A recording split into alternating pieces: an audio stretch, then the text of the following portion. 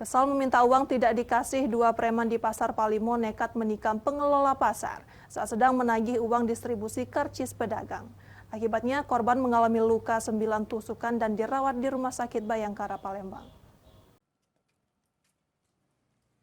Amir alias Cakuk, 51 tahun dan rekannya Indra, 34 tahun. Akhirnya ditangkap unit Reskrim Polsek Kemuning Palembang.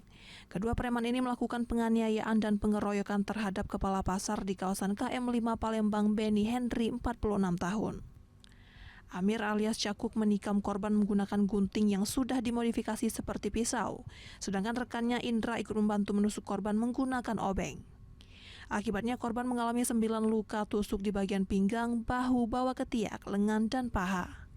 Akibat luka yang diderita, korban langsung dilarikan dan dilakukan perawatan di Rumah Sakit Bayangkara Palembang.